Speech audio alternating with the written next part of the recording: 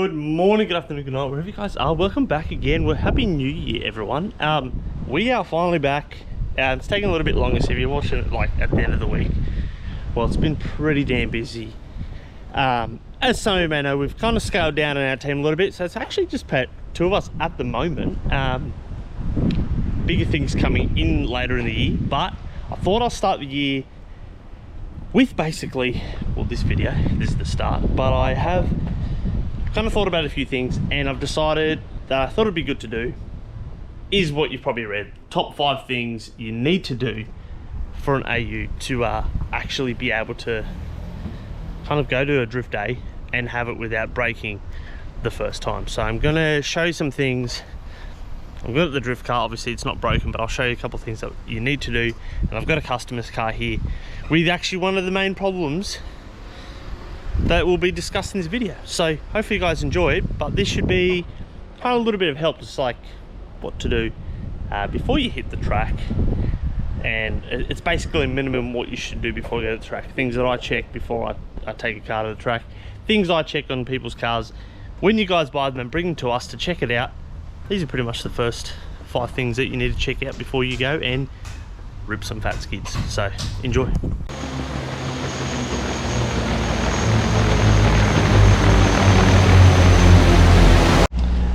All right, so number 1, Harmonic Balancer.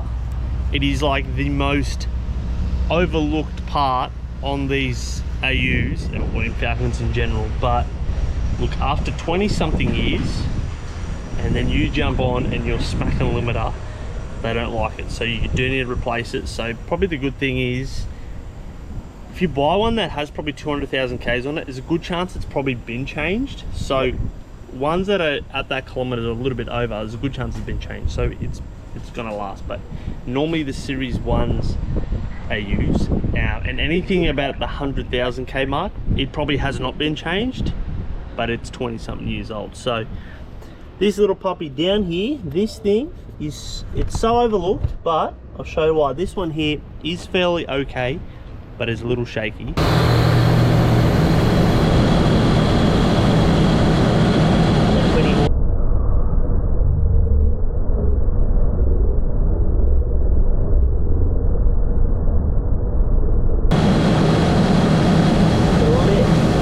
Is a little bit shaky.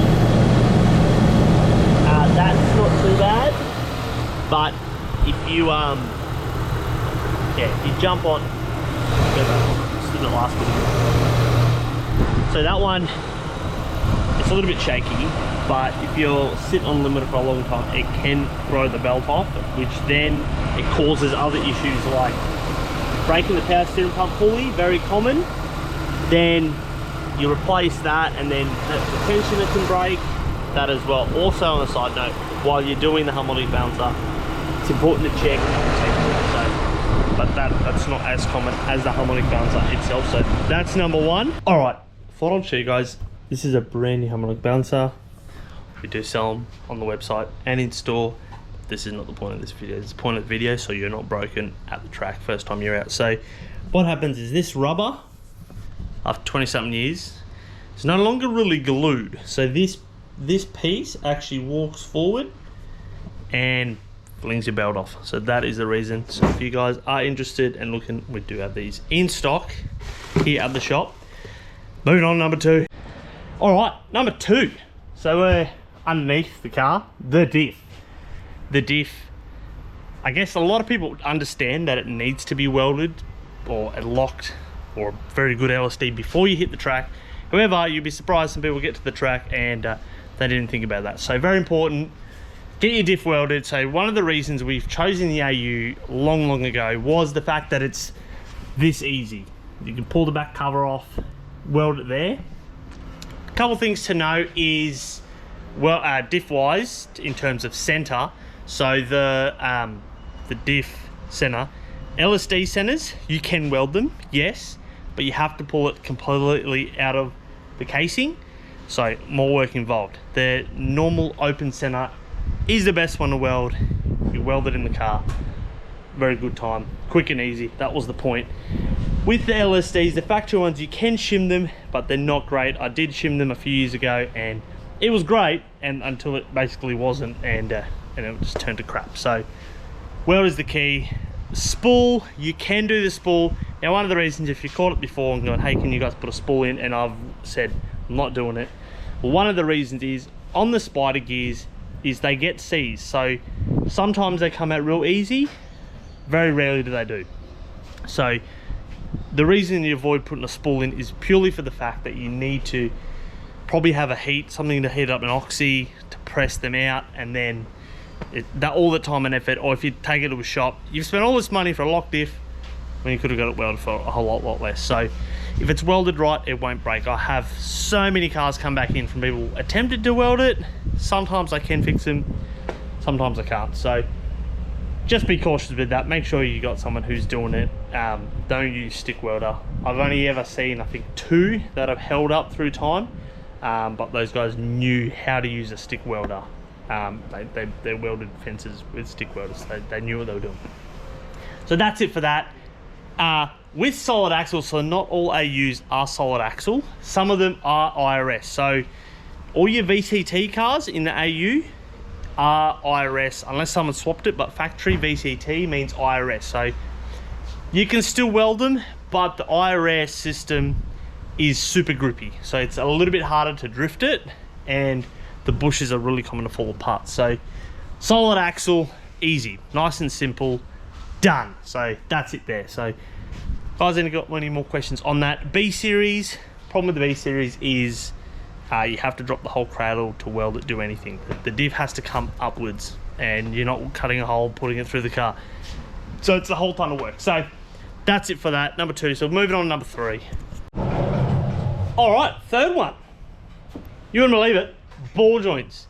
I know some of you guys, I've done a lot of ball joints for people, but it's honestly probably the most top thing overlooked in a way, but I'll put it third on the list. And this is why I actually do have a car in, and this is why. Customer states that basically there's some scraping sounds and going on. So, and this is not good. This?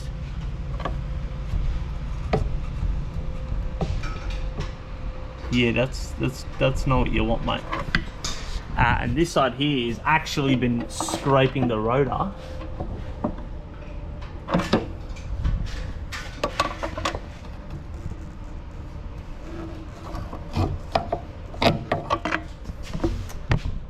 Kind of struggling here.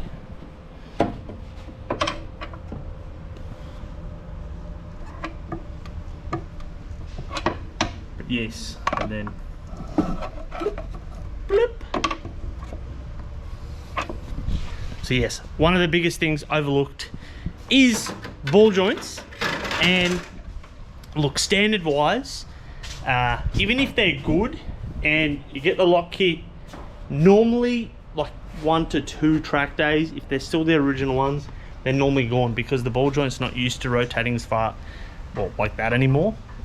It's turning far more than it ever did before. So they do wear a whole lot faster if they have not been changed. So I know there's a lot of like eBay brands out there and stuff like that, but they're just not as good. I've definitely changed a lot of ball joints, and I've used a few different brands just to trial, and honestly at the moment the road safe ones have been the good ones. So get them. Obviously you do need to press them out. You can buy tools to do them on the car, or pull the whole arm out, take off the knuckle and the hubs and the brakes and stuff like that. It is a bit involved, so it's normally a job beyond the normal person to do it at home, but it is so important, and people forget it. And even if they're flogged and you're drifting it, the car doesn't caster properly, it holds the steering wheel, all those things. So don't overlook the ball joints, get them checked out. Now one thing is, these on AUs for instance and B series, the wheel needs to be off the ground for you to be able to get the play. That's the only way you can check it. If it's on the ground, you won't see it, unless you know the exact clearance between the ball joint and the rotor. You probably won't know. Also, another little fact for this one's a Series 1, so we don't do the knuckles with the Series 1. You have to just upgrade it Series 2, B series stuff. Is the rotor's a different size. So AU, if your ball joint, it won't fully fall out or release completely. B series have a bigger rotor and the ball joint will actually clear if it pulls completely out.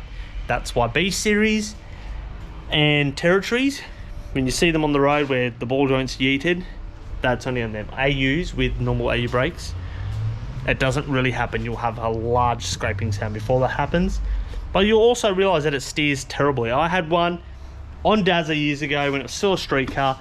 It was dying. I had no idea because it just started these cars. And the guy's like, oh, you're shooting sparks. I'm like, oh, hell, mate, I'm shooting sparks all around the track. And then I was like, wait a second.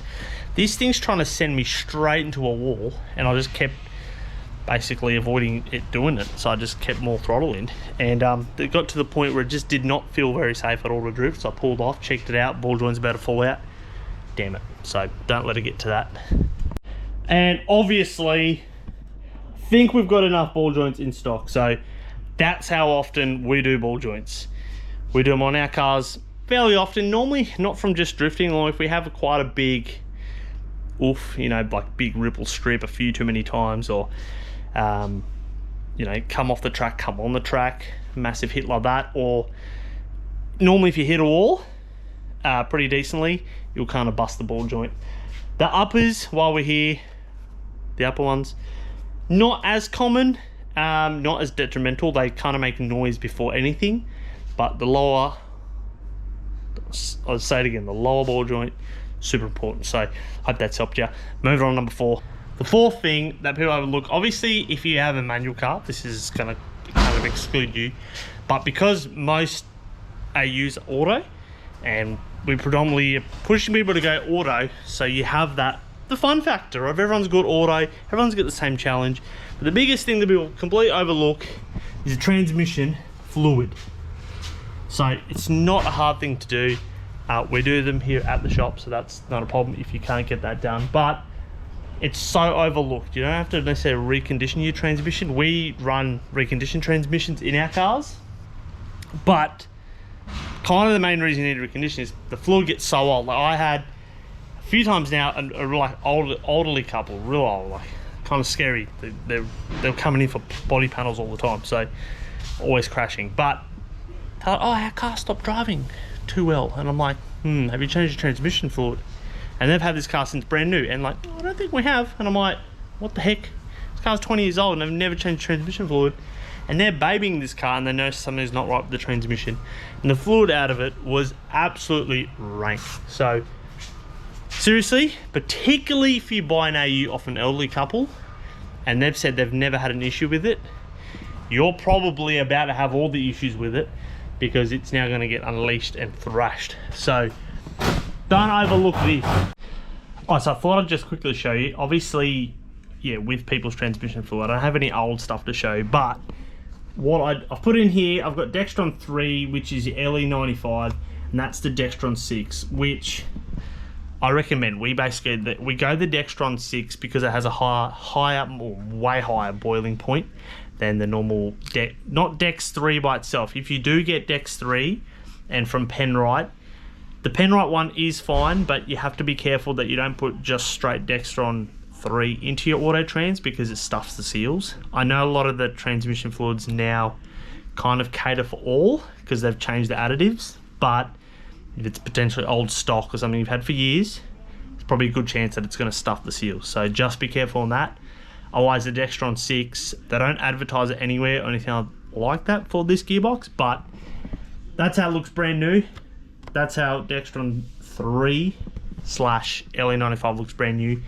Obviously the old stuff, so anything darker than that, it's getting pretty bad. But normally, if it comes out like black mud, yeah, that's pretty bad. So normally if you do lose gears, and you can sometimes get away with changing just the fluid and the filter, but there's already a bit of damage done. So particularly if you're thrashing, and if you're low on fluid, don't beat on it to get it into gear, because that is literally wrecking it. So yes, small little tip. That's brand new fluid. Just another thing to let you guys know, we do stock the transmission filters in stock. So if you do need it and you don't have a mechanic, or like to us, or you want us to get it done, we can do that. That's not a problem. We can get that booked in and sort it out. Moving on. All right, down number 5, last one.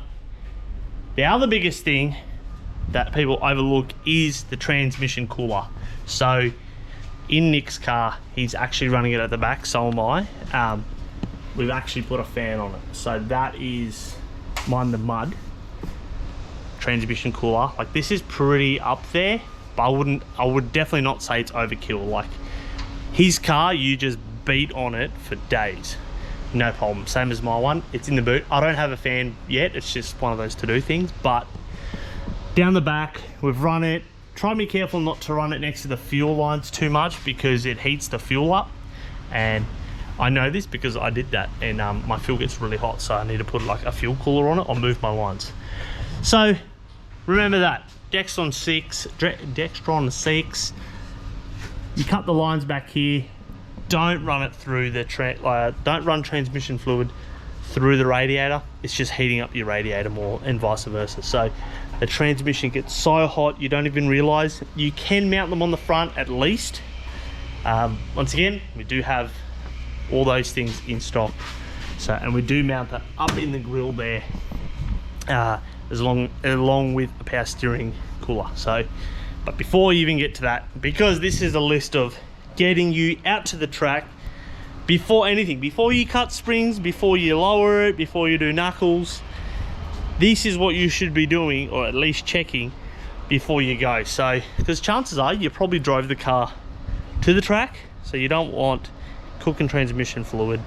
You don't want to be blowing a box straight off the bat. So hope that has kind of helped you guys. I think it should, because I do get these questions quite regularly. So I'm gonna do some stuff on this. Obviously this is real basic, so probably most AUs out there are probably a little beyond this point, but honestly, from a maintenance point of view, just for a drift car, this is a minimum. I mean, these are pretty important things, even just for a street car, minus welding a diff, but a new transmission fluid, new ball joints, all the stuff. Like, it gets overlooked so much, and I have so many cars, a lot of B series lately have been coming in and just so bad, like everything's stuffed in them, and I'm like, people are paying good money for cars and they're so bad because people don't even realize how crap their suspension, all the bushes, all those things are. So hope you guys are helped by this video, and see you next week. Peace out, thank you, catch you soon.